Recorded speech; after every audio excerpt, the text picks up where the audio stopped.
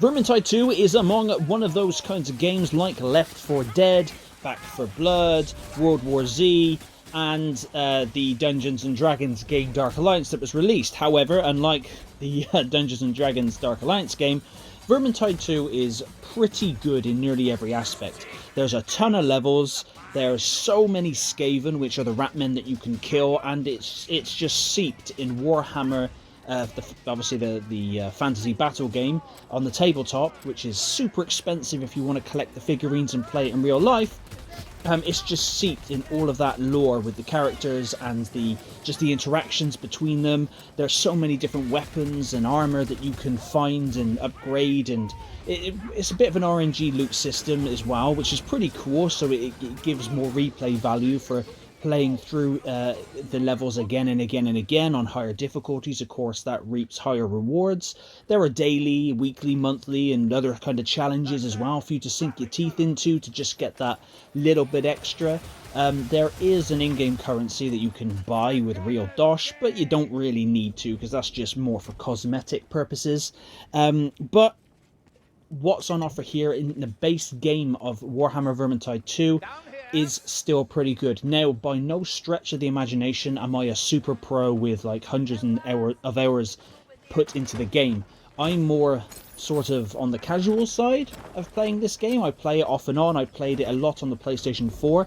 This footage you're seeing here was captured from my PC because I picked it up on that on Steam when it was on offer. And that's what this video is about, is if you've seen it and you've always wondered, is that for me? I highly recommend it personally. It's so fun, it's so gory.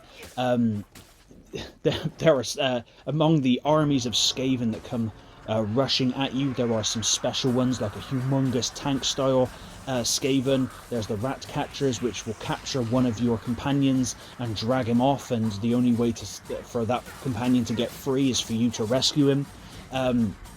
There's ones with like a Gatling gun, there's ones that just throw gas at you. Of course, there are bosses as well at the end, and there are different objectives for you to do. Basically, you spawn into the level, you have to do A, B, and C in terms of things to do. It could be freeing slaves, finding things, finding keys, unlocking stuff, doing a bit of a puzzle, and then once you've done that, and if there's a boss to kill the boss, and then you just get out of there, you just extract, and then rinse and repeat, and that's basically it. You do not have to play it online with other people if you don't want to. You can play yourself, single player, with 3 other bots, but there will always be 4 of you, and of course, if any of you fall or get knocked down, you can revive, but of course they can die completely, just like Left 4 Dead if you've ever played that. So the higher the difficulty gets, of course, I do not mean this lightly, you will get savaged, you will get swarmed like wasps on honey, and they will come for you and they will come for blood. It's pretty cool, and you don't really want to be caught on your own. You want to stick together as a team, and you want to play together as a decent unit. As for the population of the game on the multiplayer side, I tend to find that averagely there's like 1,500 to 2,000 people on Steam playing it a day. It's really, really active. If you want to play online, you can just play quick play if you want to.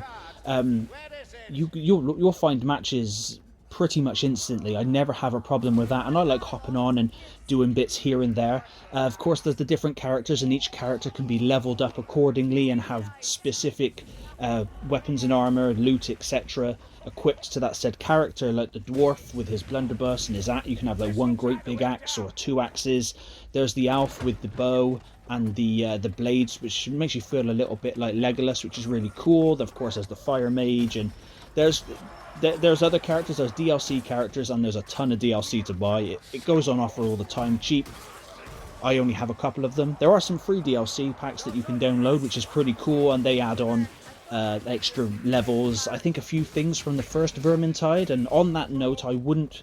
Personally, nobody plays the first Vermintide from what I can see, so I haven't bothered picking that one up. I loved it back in the day when it came out, but Vermintide 2 is currently, if you was to ask me, it's currently where it's at. There is, of course, lore that you can find strewn about the levels, which again is just cool. The game looks beautiful and it runs incredibly well. Of course, my laptop is only mid to high range, so I haven't got like the latest 3080 and etc, but the game still looks really, really good.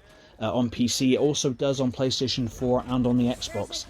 But yeah, anyway, that's just my thoughts on Vermintide 2. It does kick a lot of ass. It is that kind of game, though, where it's 4 of you versus an army of rats. So just bear that in mind. It doesn't go any deeper than that, really. That is it. That's the gameplay loop. It's a lot of fun, like I said, and I tend to enjoy it. But of course, not everyone likes everything. But if you just want a really cool, cooperative online gaming experience where you can grind out for some decent loot and have a lot of fun, Vermintide 2 does have you covered. But anyway, that's just what I think. Please let me know in the comments down below if you played Vermintide 2 a lot, or you were pro at it and you got some tips to leave, or if it's just something you've always wanted to give a whirl, and if this video's helped you out, then that's awesome. But thank you very much for watching, and until next time. Looks like Alicia wants us home, Tony.